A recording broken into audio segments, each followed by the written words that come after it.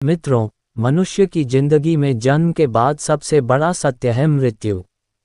चाहे साधु हो या संत, राजा हो या रंक, जो भी इस मृत्यु लोक में जन्म लेता है, उसे एक न एक दिन इसे छोड़कर जाना ही होता है। जो लोग इस सत्य को समझते हैं, वे मोक्ष पाने की अभिलाषा में जीवन में पुण्य कर्म करते हैं। परंतु मृत्यु के बाद भी कुछ कर्म ऐसे होते हैं जो मृतक के परिवार वालों द्वारा विधिपूर्वक किए जाने चाहिए, ताकि मृत आत्मा को मुक्ति मिल सके। इन्हीं कर्मों में से एक है अंतिम संस्कार के समय की जाने वाली कपाल क्रिया।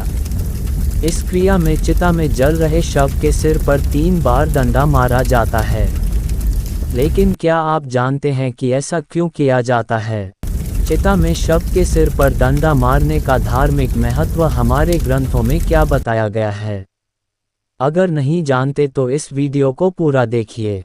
नमस्कार मित्रों, स्वागत है आपका कलयुग का हीरो चैनल पर। गरुड़ पुराण के धर्मकांड में मृत्यु के बाद किए जाने वाले कर्मों का वर्णन किया गया है। इसी में शव के कपाल पर प्रहार करने की प्रक्रिया और इससे जुड़ी विभिन्न मान्यताओं का उल्लेख मिलता है। गरुड़ पुराण में मनुष्य के अंतिम संस्कार को लेकर निश्चित विधि विधान का उल्लेख किया गया है, जिसका पालन हिंदू धर्म में अंतिम संस्कार के समय किया जाता है। इसके अनुसार मृत्यु के पश्चात मुखाग्नि दिए जाने के बाद बांस के डंडे से एक लोटा बांधकर शव के सिर पर प्रहार किया जाता है। यह इसलिए किया जाता है ताकि अग्नि में शव का सिर अच्छे से जल सके। इसके पीछे ये कारण भी है कि मनुष्य के सिर की हड्डी बाकी अंगों की अपेक्षा अधिक मजबूत होती है, इसलिए उसे अच्छे से अग्नि में नष्ट करने के लिए कपाल पर प्रहार किया जाता है। अब सवाल उठता है कि शव के कपाल को पूर्ण रूप से नष्ट करना क्यों आवश्यक है? गरुड़ पुराण के अनुसार यदि कपाल अधूरा जलता है तो मृतक के अगले जन्म में उसका विकास पूर्ण नहीं हो पाता और वह अविकसित ही रह जाता है।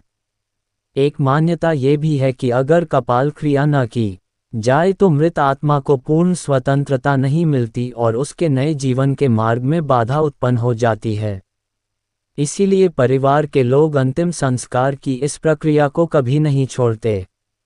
विभिन्न धर्मों में अंतिम संस्कार की विधियां भिन्न होती हैं।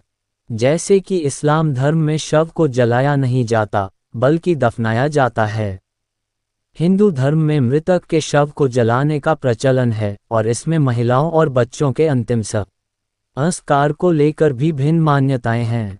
अगर आप इस बारे में विस्तार से जानना चाहते हैं तो ऊपर दिए गए बटन पर क्लिक करके संबंधित वीडियो देख सकते हैं। अब बात करते हैं उस मान्यता की जिसके तहत शव के कपाल पर प्रहार किए जाते हैं। स्वप्नचंद्रिका नामक ग्रंथ में वर्णन है कि सिर में ब्रह्म का वास माना गया है, इसलिए शरीर को पूर्ण रूप से मुक्ति प्रदान करने के लिए कपाल क्रिया की जाती है। ये प्रकृति छोटी या मस्तिष्क में स्थित ब्रह्मरंध्र के 5 तत्वों को पूर्ण रूप से मुक्त करने के लिए आवश्यक मानी गई है। इसके अलावा आपने सुना होगा कि कुछ तांत्रिक अधूरी खोपड़ी का उपयोग तंत्र विद्या और सिद्धियां प्राप्त करने के लिए करते हैं। अगर ऐसा किसी मृतक की खोपड़ी के साथ हो तो उसकी आत्मा की मोक्ष प्राप्ति असंभव हो जाती है। इसलिए भी कपाल क्रिया करना आवश्यक हो जाता है। कपाल क्रिया को समझने के लिए शर बड़ी ईर में मौजूद 7 चक्रों को जानना भी जरूरी है। मूलाधार, स्वाधिष्ठान, मणिपुर, अनाहत, विशुद्धि, आज्ञा चक्र और सहस्रार चक्र। इनमें से सहस्रार चक्र को कपाल क्रिया से जुड़ा माना गया है। सहस्रार चक्र मस्तिष्क के मध्य भाग में स्थित होता है। ये स्थान वह है जहां चोटी रखी जाती है।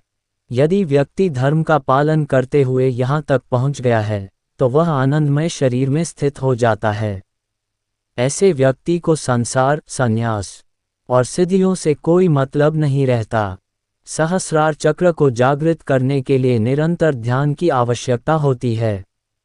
मूलाधार से सहस्रार तक पहुंचने की यह यात्रा आत्मा के मोक्ष की ओर ले जाती है।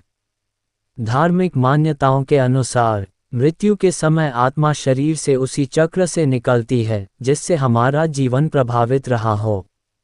ये भी जरूरी नहीं कि हर व्यक्ति की आत्मा मस्तिष्क से ही बाहर निकले।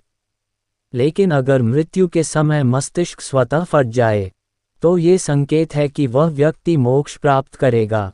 हिंदू धर्म में वर्णित कपाल क्रिया से जुड़ी मान्यताएं, चाहे आप उनमें विश्वास करें या नहीं, जीवन और मृत्यु से जुड़ी हैं। अगर आप हिंदू धर्म से जुड़ी ऐसी और जानकारियों से अवगत रहना चाहते हैं तो कलयुग का हीरो चैनल को सब्सक्राइब करें। कमेंट में बताएं कि आपको यह वीडियो कैसी लगी और इसे अपने दोस्तों और रिश्तेदारों के साथ शेयर करना न भूलें। आज के लिए बस इतना ही। आपका बहुत बहुत धन्यवाद।